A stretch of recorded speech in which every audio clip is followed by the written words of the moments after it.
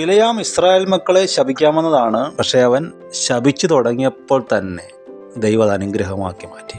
Israel മക്കളെ കണ്ടിട്ട് അവൻ പറയുന്നത്, ഇതാ തനിച്ചു പാർക്കുന്നൊരു ജനം, ജാതികളുടെ കൂട്ടത്തിൽ എണ്ണപ്പെടുന്നില്ല. ദൈവം ശപിക്കാത്തവനെ ഞാൻ എങ്ങനെ ശപിക്കും? യഹോവ പ്രാകാത്തവനെ ഞാൻ എങ്ങനെ പ്രാകും? കണ്ടോ, ശാപങ്ങൾ അനുഗ്രഹമാകുന്ന ആർക്കാണ്? തനിച്ചു പാർക്കുന്ന കൂട്ടത്തിനാണ്. ഒരു വിശ്വാസി ഒറ്റയ്ക്ക് നിൽക്കാൻ ഒരിക്കലും ദൈവം ആഗ്രഹിക്കുന്നില്ല.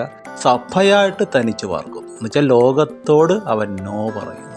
അയ്യോ, അപ്പം ലോകക്കാര്, മറ്റ് മനുഷ്യര്, സമുദായസ്ഥര്, ജാതികള് അവരൊക്കെ നശിച്ചു പോട്ടെ, നമ്മൾ വേറെയാണ്. അല്ല, തനിച്ച് പാർക്കുന്ന ജനം മറ്റുള്ളവരെ ഇൻഫ്ലുവൻസ് ചെയ്യുന്നു. അവരോട് കൂടി കലർന്നുകൊണ്ട് നമുക്കൊരിക്കലും അവരെ ഇൻഫ്ലുവൻസ് ചെയ്യാൻ പറ്റുകയില്ല, രക്ഷിക്കാൻ പറ്റുകയില്ല. പാറപ്പുറത്ത് നിൽക്കുന്നവൻ അവൻ കുഴിയിൽ നിന്ന്, ചേറ്റിൽ നിന്ന് ബാക്കിയുള്ളവരെ പിടിച്ചു കയറ്റും. അതാണ് അതിൻ്റെ തിയറി. സഭയായി ലോകത്തോട് നോ പറഞ്ഞ് വേർപെട്ട ജീവിതം നയിക്കുന്നവന് ലോകത്തെ രക്ഷിക്കാൻ കഴിയും.